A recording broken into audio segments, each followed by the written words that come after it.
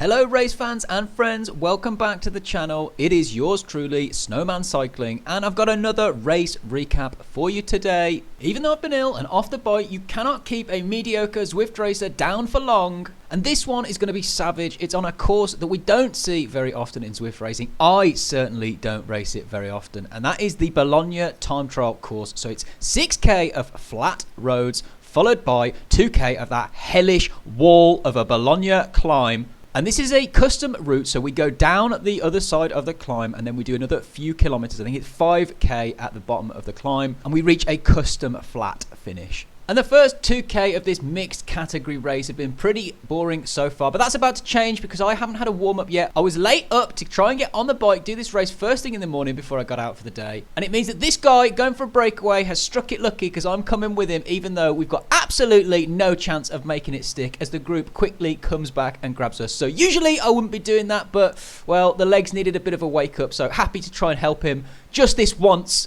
And this was actually my first race back on the bike after my break over Christmas. This is probably my first Zwift race in about two and a half months. And the legs sure feeling it. Add into the fact that I've been a bit ill, I'm a kilo heavier than the last time I raced, and I haven't warmed up properly. I am not expecting much in the way of results today. I'm trying to think if there's any more excuses I can put in there. How about Zwifting with Granny's favourite, oxygen debt? You can never go wrong with oxygen debt. Let's blame oxygen debt. But as we hit the 4k mark, the second break hits and the oxygen must have started to seep back into my brain slowly, because this time I'm not going to do all of the work. I'm not going to help or close that gap.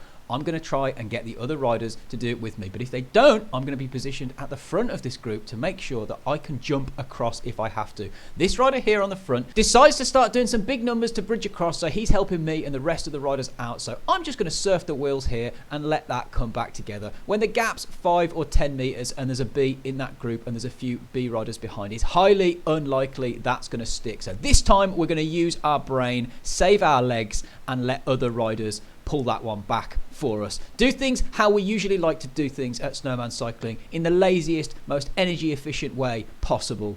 And whilst we talk about how we like to do things at Snowman Cycling, I realised this morning that this is our 1 year anniversary of uploading race videos and recaps to YouTube. So that's 1 year of me suffering purely for your entertainment. And what a ride it's been so far. So thank you all of you that have been along for the journey so far. We're going to go even further in the next 12 months.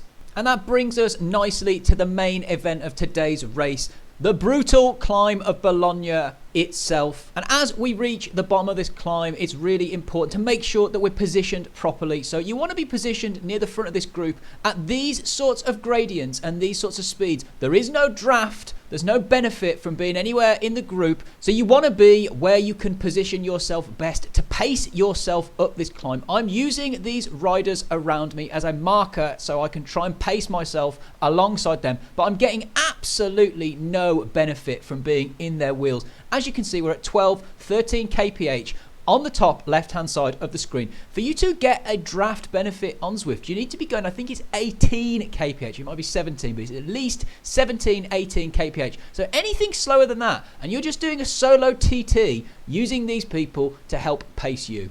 The incentive to chase here, like you would on a normal climb with normal draft, is really diminished. And it means that if anyone does surges or attacks, you can kind of just let them do it if you know that you can hold your pace, your tempo, and you can just hold that steadily to the top. That may well be more effective than trying to react to some of these surges and attacks from people when there's no draft available. And we can see here that the 3 A riders and 1 B rider have gone up the road. He's gone quite hard. He's gone with those A riders. You know the rules around here. If you let the rider go, then basically you've let them win the race. So you know that I'm suffering here. Otherwise, I wouldn't have let that rider go. But I'm thinking about my tempo that I can hold to the top of this climb. We're about 2 minutes in. There's probably another 6 minutes of climbing left. So I don't really want to go over the limit. And if there's a group of us here, we may well be able to pull back the other riders on the descent or on the flats. Unlikely, but there's always a chance. But my main aim here is there are 3 B riders around me, and we need to form a gruppetto. At the very least, I need to make sure that I'm not getting dropped by these riders. So I'm going to make sure that I'm trying to pace myself with them. It's unlikely that I'm going to try and attack and drop them here, unless I'm feeling really good towards the top of the climb. Like I said,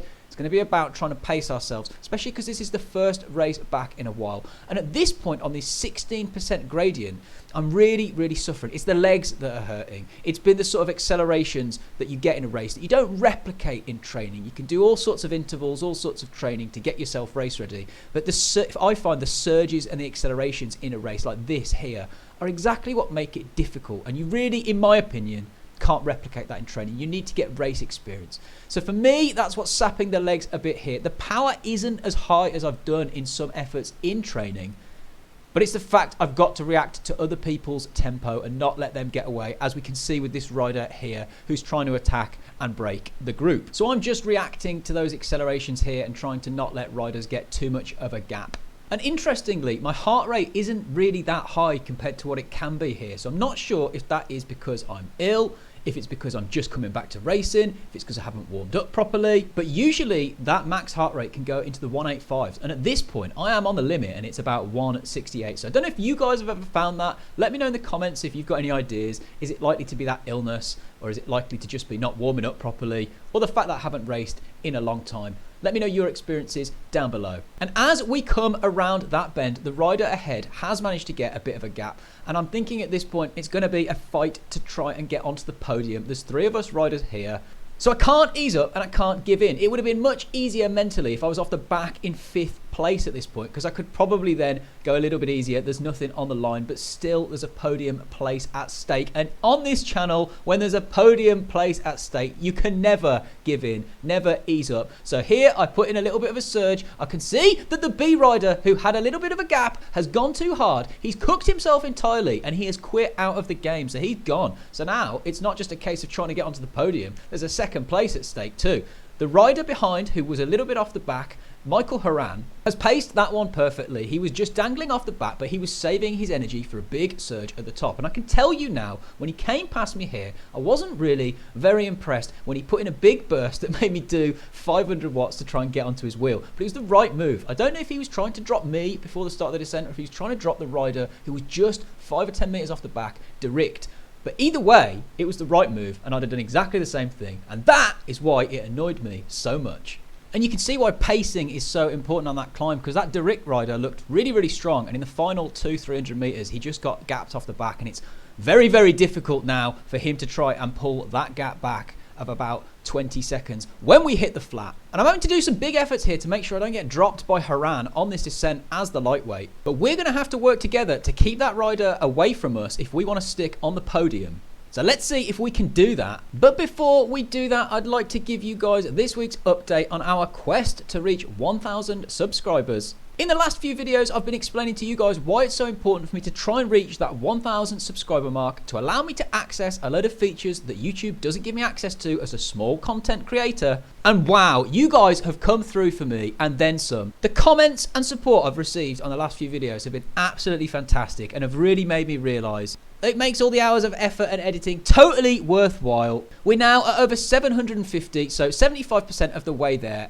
So an absolutely massive thank you to old and recent subscribers. Hopefully we're going to get there soon, and then I will shut up about it. So help everybody out. Hit that like, comment, and especially subscribe button to watch more premium content like this. So let's head back to the road and see how this one pans out, as me and Haran are working pretty well together here. We've realised that there's a rider 20 seconds back that's pushing pretty big numbers, and as long as we work fairly cohesively here and don't empty the tank, we can probably keep him at bay, and then we'll fight it out for second place at the end. In my opinion, there's not much difference between second or third. You're basically the second and the third loser to first place anyway, although the podium is always nice. And that means that I'm going to go a bit deeper here on my pulls and just keep that rider at bay, because that's my main concern here, is keeping hold of that podium place. And as we enter the final K here, me and Haran have both done our fair share of pulling. We're not, as I say, we weren't pulling particularly hard, but we were making sure that that rider stayed ahead. But as we reach that final K and Direct is 16 seconds back with 800 meters to go, it's in our hands now, and this is basically track stand time. So Haran's a really good racer. I've seen him do some other races against some of my Race 3R teammates, actually. So I know he has a good finish, and he's an almost A in Zwift power. So I know he's a very strong rider. And I'm laughing, as you can see, I'm looking at the camera there, I'm laughing because I'm going, we are basically freewheeling, track standing, looking at each other here. here. I know what's going to happen. Haran knows what's going to happen. We're both going to look at each other and play chicken until one of us decides to go, and then the other one's going to have to go as well. The question is, who's going to go first? Who's going to blink first? Well, in this instance, I'm thinking maybe I should go first and I should try and catch him. I don't really know how flat this is, but I can see we're on a 2% here. I'm feeling really empty after that big effort on the hill, and I'm thinking I probably haven't got the sprint to be a decent heavyweight guy here. And as I'm hovering over the power-up button, thinking about it, I accidentally deploy my power-up there. Takes me a couple of seconds to realise, and when I realise, well, I've got to go all in, haven't I? So we're going long, we're going all in, we're going hard as we can with everything we've got, and we're going to hope to try and bin off Michael Haran from the back of my wheel before we reach the line. And we managed to get a bit of a gap there, but unfortunately for me, that finish line is just 100 metres too late. I've gone way too early. Haran way too strong, snapped straight onto my wheel, and you can see my frustration there. Haran played me like a fiddle. I have to take the third place today, be happy with the podium in that first race back for a while. So a bit of a masterclass there in how not to launch the sprint, especially from that far out. But a great performance from Michael Haran. I know he watches the channel, so well done, Michael. You beat me good and proper there. Maybe next time I'll pull one back, as we have a bit of banter in the chat there after the race, which is a good old Zwift race tradition. So there you go, guys. I hope you enjoyed that one. Battered, bruised and brutalised in Bologna, but we managed to get ourselves on the podium in that first one back. Thank you, as always, for watching. Remember, like, comment, and most importantly, subscribe. And most importantly, race fast, ride hard, and that you are appreciated.